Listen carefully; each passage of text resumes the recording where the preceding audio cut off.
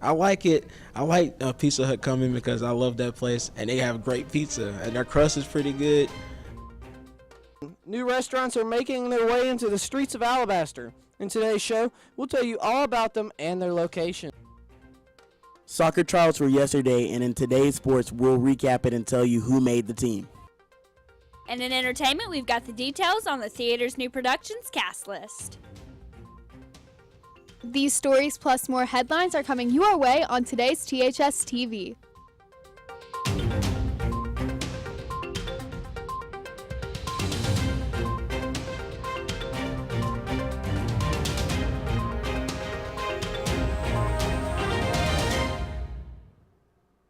As the transition to the new high school begins, teachers must start the process of packing up the move. Good morning, I'm Brady Talbert. And I'm Sam Callahan, and this is THS TV. And now to today's top story. Teachers now have a timeline for getting ready for the big move to the new high school. At Tuesday morning's faculty meeting, Assistant Principal Drew Warman stressed the importance of getting a jump start on the move, and Dr. Hester is excited about the transition. Well, we talked about the transition plan to the new high school. You know, obviously that's almost here. I mean, next year, starting the new school year, 2017-2018 school year in the new high school, there's a lot of material, a lot of things that we have to be doing here to prep for that and to be poised for when we do make that move. So we discussed timelines for teachers. The packing will begin as soon as possible, with boxes being ordered this semester so that teachers can get a jump start emptying the classrooms and closets at the end of the first term. This includes personal belongings, removal of posters from the walls, requests for maintenance in the classroom, and checking out outdated textbooks. All of the requirements are accompanied by the progress meetings in between to check out on the moving staff. The progress meetings will be held on December 12th and January 17th. Coming to the end of the school year, the teachers must have boards cleaned, textbooks collected, and teacher desk emptied. For more updates on the new high school and the transition, keep tuning in to THS TV. The Armed Services Vocational Amplitude Battery Test is the national qualifying exam for entrance into the United States Armed Forces. Thompson will be administering the ASVAB at no cost for interested 10th to 12th graders. The test covers 8 areas including science, math, word knowledge, and mechanical comprehension. If you're interested in taking the exam, you can sign up to register in Student Services until next Tuesday at 3 p.m. All right, so Nick, obviously the basketball game for Thompson, they played last night. It was the opening night, and there was some good things and some bad things. Yeah, the basketball team did really good. I think they had a pretty good showing for their first outing. I know they worked really hard over the summer. Every time I drove by the school, I saw them out there. Well, I was talking to some students in the hallway. I actually had to interview them for the last show, and they seemed really excited about the upcoming season and like the possibilities that it's going to bring. Yeah, definitely. They had a good showing out. I've got more in today's sports. But first, we've got your needs to know in today's announcements. We'll be right back with more THS TV. So to come on THS TV, Football season has come to a close and basketball is the new focus. Stay tuned to today's sports where I'll recap their first game that was on Tuesday. as Alabaster is growing, new restaurants keep making an appearance. Stay tuned to today's news where we'll tell you about 2 new restaurants near you. You're watching THS TV, your source for sports.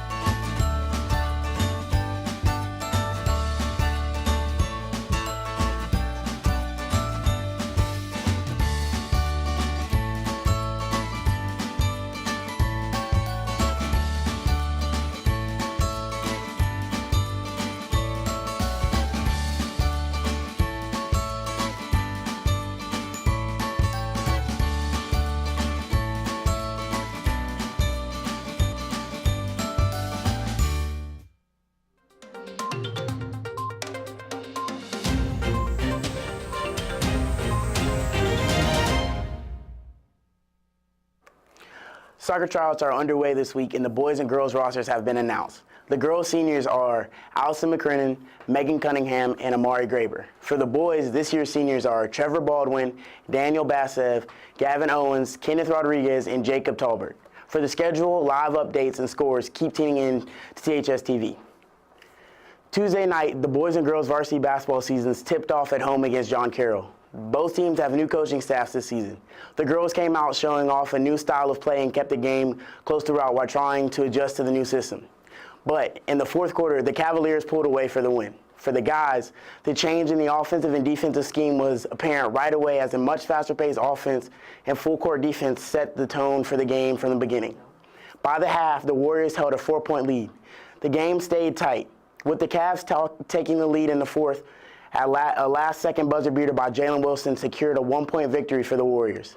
The next home game will be November 28th. The state playoffs have been underway, and as we roll into the semifinals, the fields are beginning to narrow. In 7A, the Hoover Bucks will face off against Gaston City. Defending state champs McGill-Tulane will take on Central Phoenix City. In 6A, Opelika will play Spanish Fort, the defending 6A state champion. All four teams will be playing for a spot in the state finals. That's all for today's sports. Tune in on Monday for a college football recap. Now back to Sam Callahan with more news. 2 new tasty additions have been added to Alabaster, a Jimmy John's and a Pizza Hut. I like it. I like Pizza Hut coming because I love that place, and they have great pizza, and their crust is pretty good. A new development off US 31 directly beside the Shelby Hospital. The food center has been built and the 2 restaurants are up and running. While those 2 spots are filled, there is still an open space in the retail center with no public tenant. It's that time of the year again. Get ready to see some red buckets and hear some chiming of some bells as the Salvation Army Kettle Campaign kicks off for the 2016 holiday season. This campaign officially kicked off on November 11th and will continue until Christmas Eve. The Alabaster Salvation Army has been providing necessities to those in both Shelby County and Chilton County for a number of years. The whole purpose of the Kettle Campaign is to help those during the holiday season by collecting money in red buckets located throughout local cities. The cook-off of the 2016 giving season was at Foodland earlier this month, but the store is just one of the many 37 locations located in the Shelby County and Chilton County areas where people can donate to those in need. For more information on the Salvation Army and the Kettle Campaign, you can visit www.salvationarmyusa.org.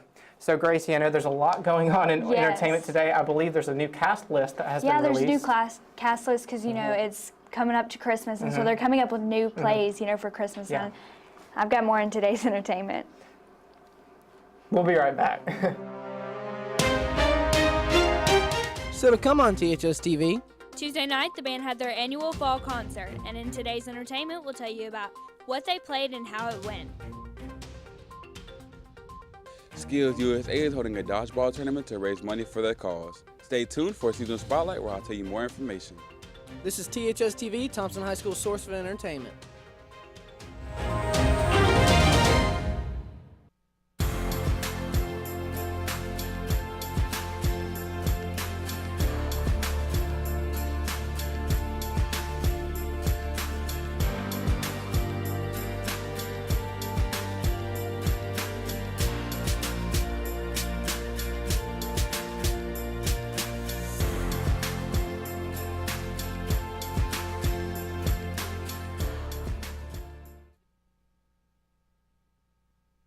Good morning, I'm Sammy Chatham and this is your Warrior Weather Update. Today you can expect mostly sunny skies with a high of 78 degrees and a low of 44 degrees. Looking into the weekend, you will notice some cooler temperatures with a high of 58 on Saturday and a low of 34.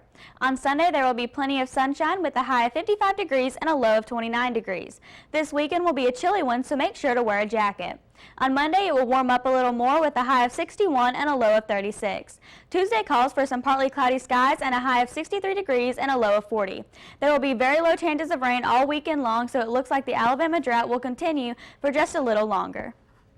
That's all for today's Warrior Weather. Now to Gracie with your entertainment update.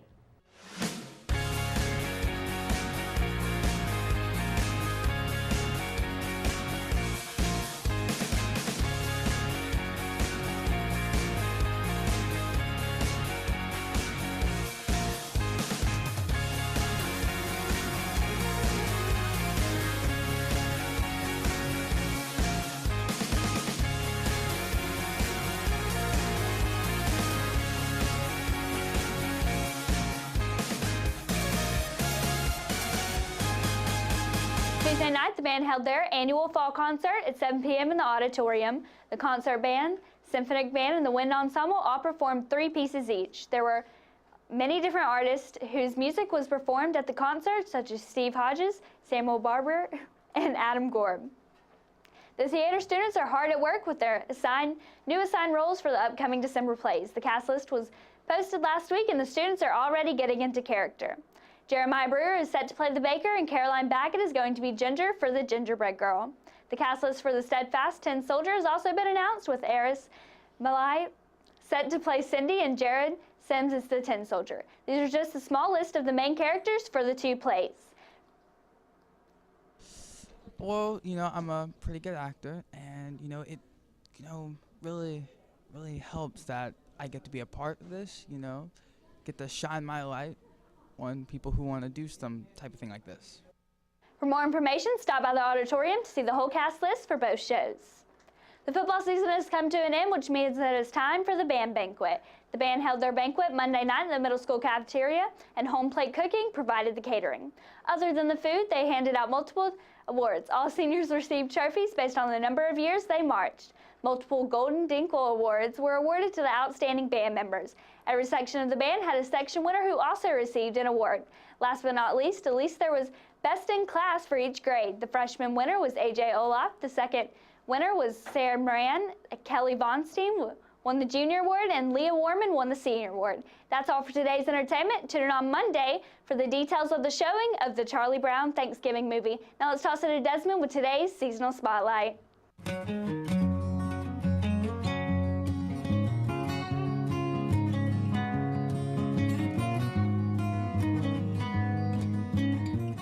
Skills USA is holding a student-faculty dodgeball game to raise money for the other kids around the world.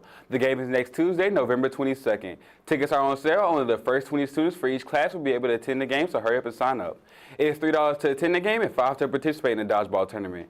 You can get your tickets in the lunchroom. Ticket sales will end Monday. For more information on the dodgeball tournament, visit Mr. Copes in room 319. Thanks for today. That's all for today's special spotlight. Tune in on Monday for seasonal topics. Now back to Brady with more news. Second grader Ariana LaFrance of Creekview Elementary has inspired many to create a coat drive. LaFrance was inspired by her teacher's assistant of an idea notebook where she writes down all of her ideas down. She says LaFrance has always been a caring and helpful student and wasn't surprised when she wanted to help the less fortunate. The coat drive started October 31st and will end October 31st and will end today. For more on Spotlight students and how you can get involved in our school, keep tuning in to THS TV. So we had a great show today. Nick, we talked about the basketball team. They're playing actually later this week, correct? Yep. They, I think they play on Thursday. I'm not quite sure who they play yet, but I will definitely be there. Well, we also talked about, like, you made the soccer team. Yeah, we didn't put that in the story, but we could have, and you made the soccer team. So congrats. That's right. On it's that. good to see one of our own, continue to achieve and just do more things. And obviously, like you said, getting into basketball season, and now more and more sports are coming along. We'll have more on that later in the year. That's right. That's all for today's news. Tune in on Monday for a recap. And follow us on Twitter for updates on events happening at THS next week. Have a great day.